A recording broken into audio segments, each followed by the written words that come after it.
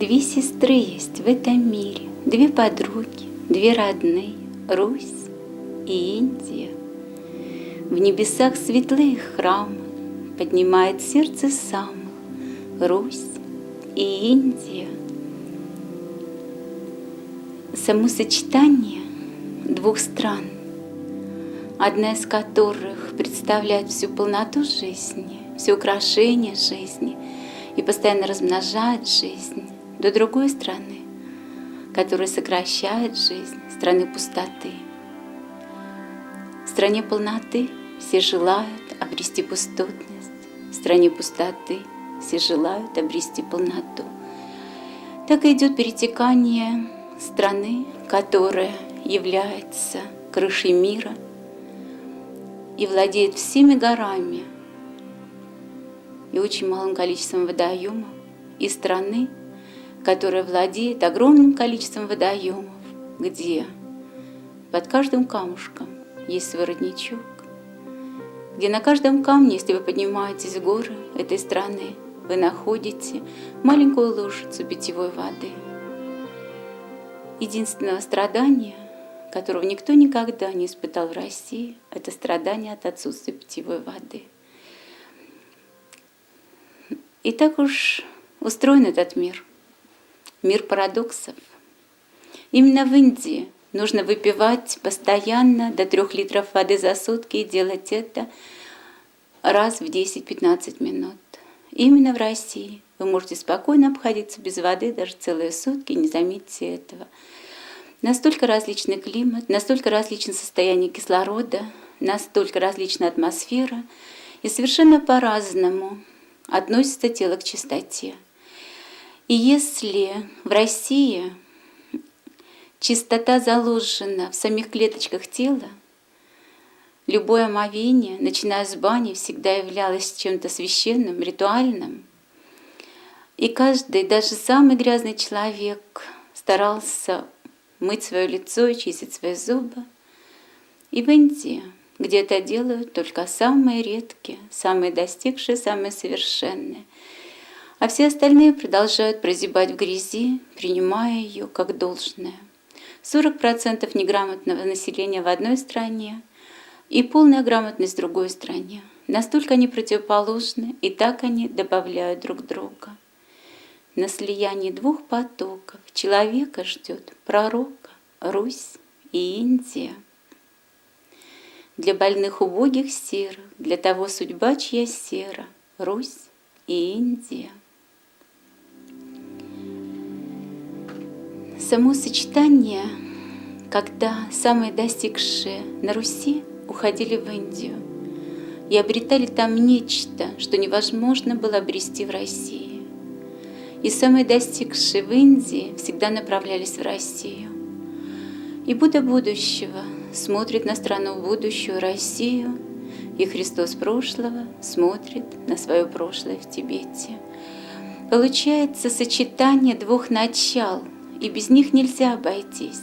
Два луча Земли и человека должны обязательно соединиться. Так уж получилось, что моей задачей стало извлечение луча Земли со всех точек закрепления, со всех зон закрепления. Лучи Земли в моих ладонях. Как не нарушить, как суметь построить храм без битв и войн, без лести, зависти, вранья. Под звуки неба колоколен ты взял в сотрудники меня. Так сначала, отправившись в экспедицию к Шри Аурабинда на юг Индии и получив необходимые вибрации Матери Мира, освоив мантру «Ом Намо Бхагавати Нараяна», войти полностью в поток женских вибраций, а женщина всегда почиталась в Индии как одно из самых больших совершенств. И надо отдать должное, что именно женщины Индии настолько прекрасны в своих сари, настолько чисты при всей ужасающей грязи на окружающей улице и выведенной наружу канализации. при всех удушающих запахах они умудряются сохранять некую свою чистоту, являясь символом лотоса в данной стране. И вторая часть знакомства прошла в Северной Индии. Вначале она проходила, естественно, на территории России, потому что две соотечественницы, две мои гениальных предшественницы, Елена Ивановна и Елена Петровна, в Индии создавали свои учения, в Индии проводили свои опыты, свои духовные опыты, опыты с психической энергией. Там было их основное житье, самый максимальный период времени. И, конечно же, в первый свой приезд на юге Индии, посетив в Мадрасе Елену Петровну, я не могла не отправиться на север Индии, чтобы посетить жилище Елены Ивановны. У Елены Петровны я оставила свою книгу «Прикосновенная», рядом с ее уникальными трудами, рядом с ее тайной доктриной, рядом с ее рукописями. И прием в том саду, откуда зародилось теософское общество, был самым великолепным, потому что все было распахнуто, все было показано, все, что необходимо, было отдано, и все, что нужно было взято. Вторая моя экспедиция в эту страну состояла из 3 частей. Первая часть — это непосредственно поместье Рерихов в Гималаях. Вторая часть — в изгнании Далай-ламы в Дарамсале, в предгорьях Тибета.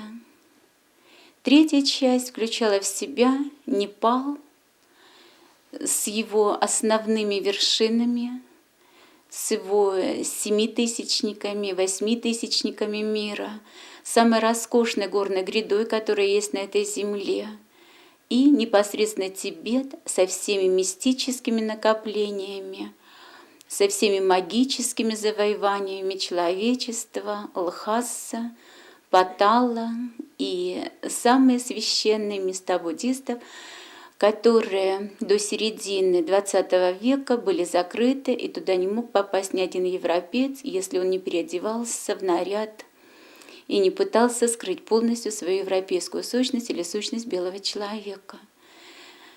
И сейчас, когда эти места достаточно открыты для посещения, явно открыты, но чтобы получить туда визу или нужно затратить достаточное количество денег. Очень дорогое оказалось посещение самого Тибета непосредственно. Естественно, китайцы, которые сейчас пытаются облагородить эту территорию, берут, насколько можно, со святынь Тибета подати пошлины. И с любого, кто решился на посещение этих мест, берется очень большая сумма в денежном эквиваленте. Хотя не создаются практически никаких условий для этого посещения, но с учетом, что мистически настроенные люди все равно будут копить деньги, будут посещать это место, чтобы получить нечто, чему они сами не знают.